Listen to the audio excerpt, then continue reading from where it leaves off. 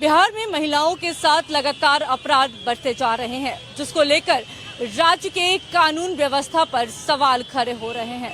सवाल ये कि क्या बिहार में महिलाएं सुरक्षित है? इसको लेकर हम पटना की लड़कियों से बातचीत करेंगे और जानने की कोशिश करेंगे कि वो कितनी सुरक्षित महसूस करती हैं। गौरतलब है, बीते दिनों जिस तरीके से जहानाबाद की बच्ची के साथ गैंग रेप किया गया, संदिग्ध मौत हुई है, उससे कई सवाल खड़े कर दिए हैं।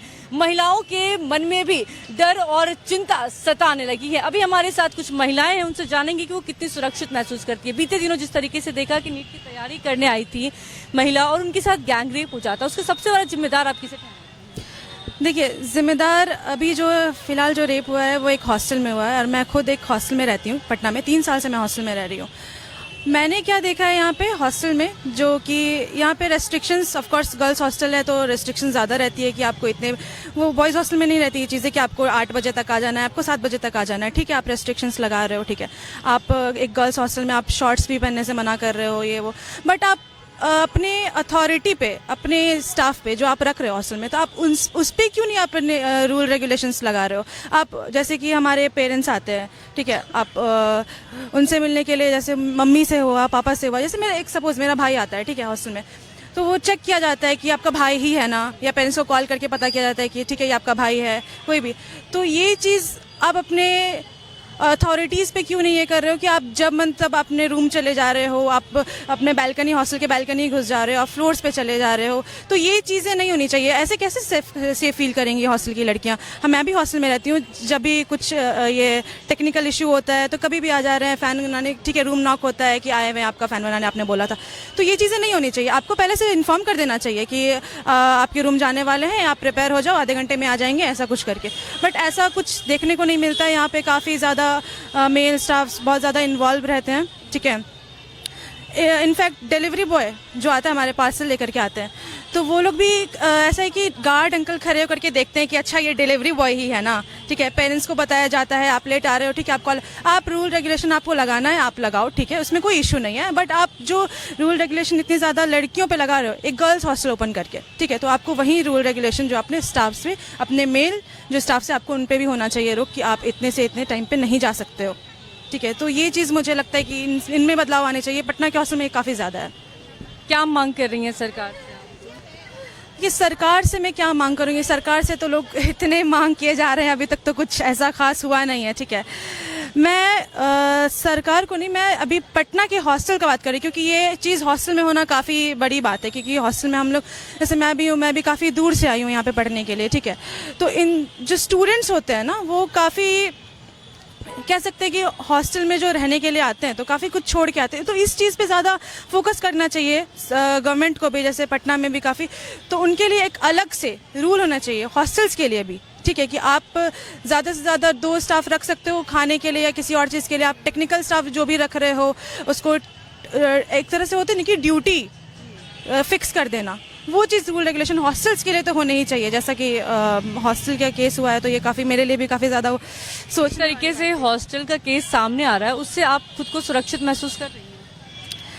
देखिए, मैं सुरक्षित महसूस किया, तो सुरक्षा ये भी कह सकते हैं कि अपने हाथ नहीं होती, लेकिन अब सामने वाले की नीयत कैसी है ये तो हम लोग नहीं पता कर सकते हैं ना।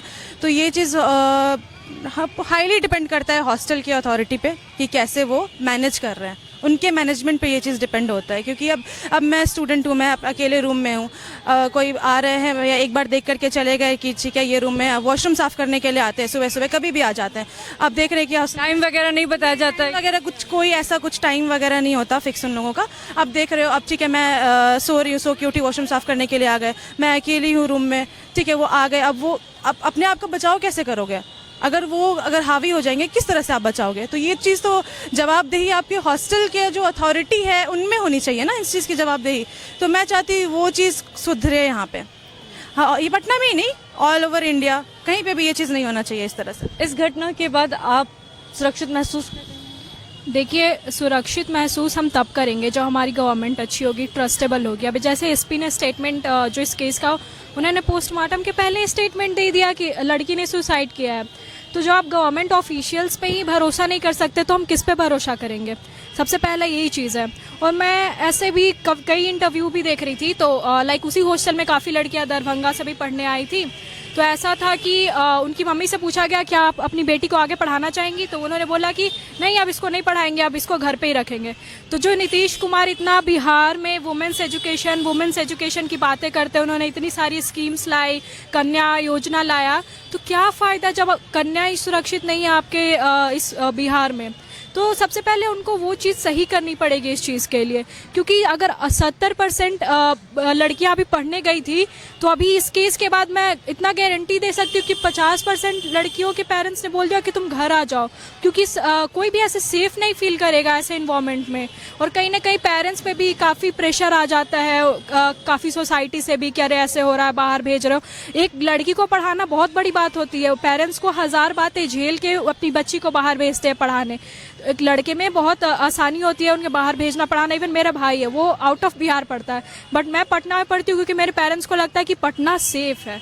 अब ऐसी खबरें आएंगी तो कैसे लगेगा कि पटना सेफ है और कैसे हम आगे पढ़ पाएंगे? नीतीश कुमार लगातार कहते हैं कि बेटी पढ़ाओ बेटी बचाओ, बेटियां पढ़ने के लिए आती हैं और इस तरह की घटनाएं सामने आती है। लगातार आप भी देख रहे हैं कि महिलाओं के खिलाफ अपराध के मामले ज़्यादा सामने आ रहे हैं।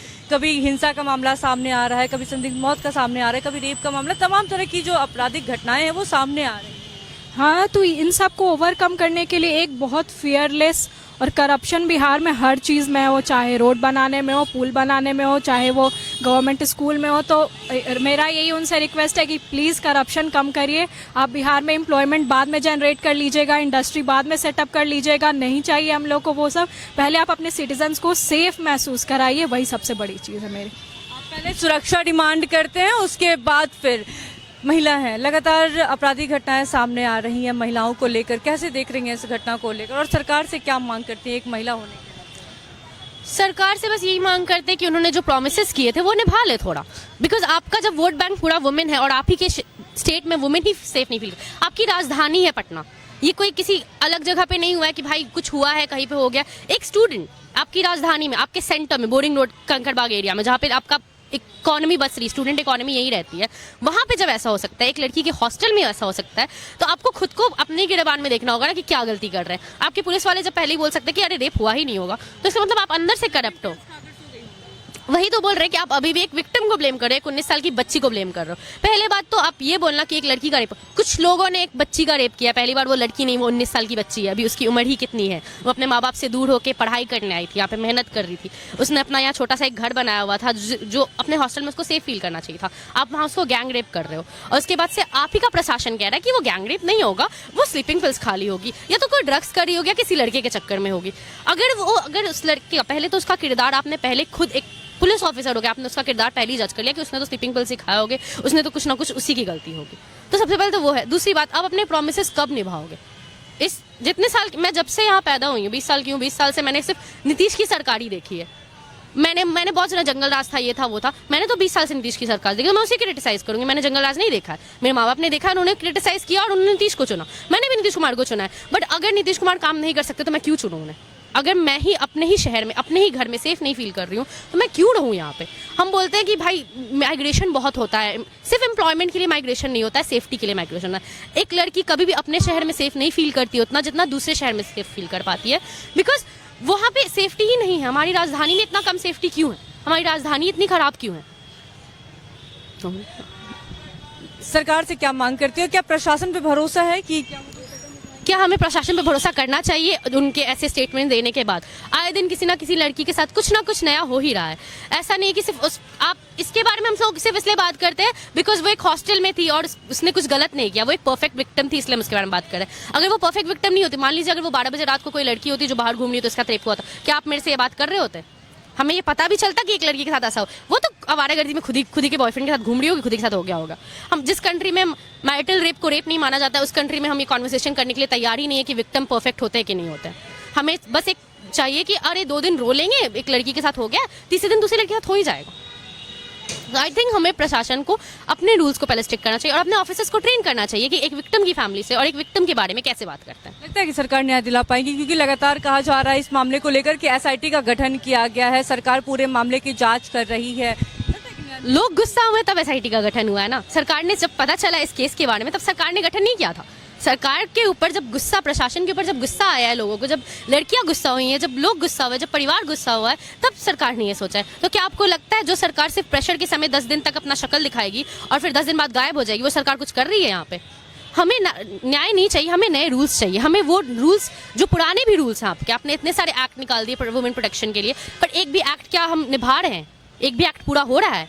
गर्ल्स हॉस्टल में 70 रूल रहते हैं कि ऐसे नहीं करना है, वैसे नहीं करना है, यहाँ नहीं जाना है, वहाँ नहीं जाना। वो तो कुछ नहीं, उसने तो कुछ नहीं किया। वो तो अपने हॉस्टल में थी, अपनी पढ़ाई कर रही थी। आपने कह दिया कि वो स्लीपिंग पिल्स पी रही थी, उसने खुद ही लड़का बुला ली होगी, खुद ही कर ली होगी। क्यों आपने पहले ही आपका क्वेश्चन उस लड़की के किरदार पे क्यों था, ना कि जिसने किया है उसके किरदार पे था? उसके आपने पहले लड़की का ही परिवार क्यों चेक करते कि भाई किसमें थी, क्या थी, आपने ये क्यों नहीं चेक किया कि वो स्टाफ क्या था, वो स्टाफ वहाँ कर क्या रहा था? गैंग रेप हुआ है, कोई छोटी बात नहीं है, वो भी हॉस्टल के कमरे में हुई है।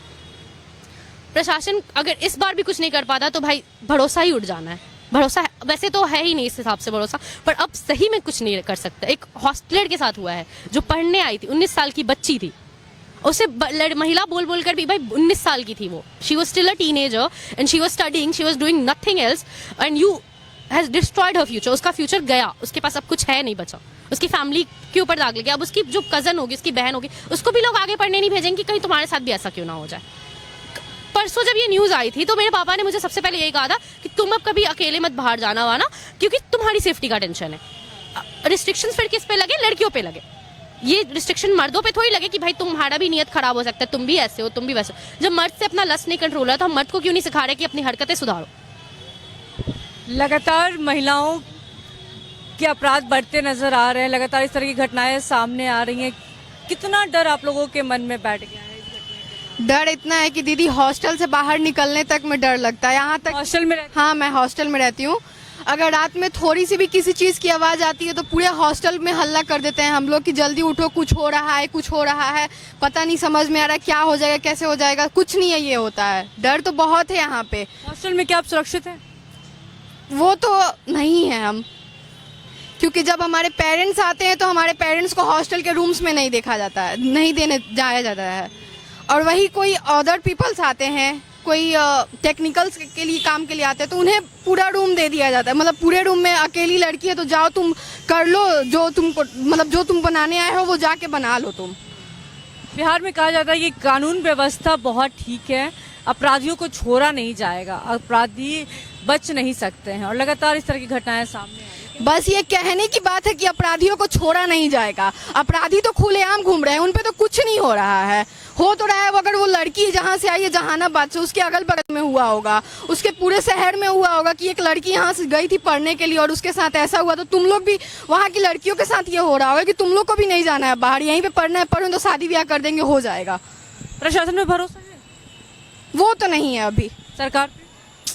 सरकार जैसे रूल्स बना रही है उस टाइप से तो लगता नहीं है कि हाँ ऐसे हो रहा है। सरकार फास्ट ट्रैक कोर्ट्स बनाई, बट अभी जो लड़की को फास्ट ट्रैक कोर्ट किस लिए बनाई कि जल्दी उसे सुनवाई की जाए, कार्रवाई की जाए।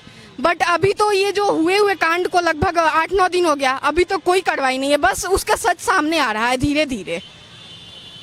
महिलाओं के खिलाफ अपराध लगातार बढ़ते जा रहे हैं, लगातार सामने आ रहे हैं। कभी हिंसा का मामला सामने आता है, कभी संदिग्ध मौत का सामने आता है। बीते दिनों जिस तरीके से नीट की तैयारी करने के लिए एक छात्र पटना पहुंची थी, कंकरबाग शंभू गर्ल्स हॉस्टल में रहती थी, और उसके साथ जिस तरीके की वारदात सामने आई है, ऐसे में राज्य पर बड़ा सवाल खड़ा कर दिया है, कानून व्यवस्था पे बड़ा सवाल खड़ा करते हुए नजर आ रहा है। हमने पटना की लड़कियों से बातचीत की कि इस घटना के बाद वो खुद को कितना सुरक्षित महसूस करती हैं, तो इस पर उन्होंने साफ तौर पर कह दिया कि पहले हम लोगों को सुरक्षित कर ले, उसके बाद फिर रोजगार दे सरकार। सरकार पर भी सवाल खड़ा करती हुई नजर आ रही थी, प्रशासन पर भी सवाल खड़ा करती हुई नजर आ रही थी।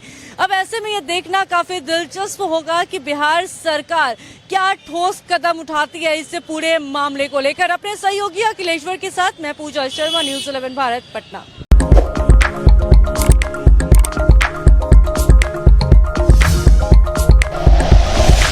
Like and share videos, subscribe करें हमारा चैनल और प्रेस करें बेल आइकॉन।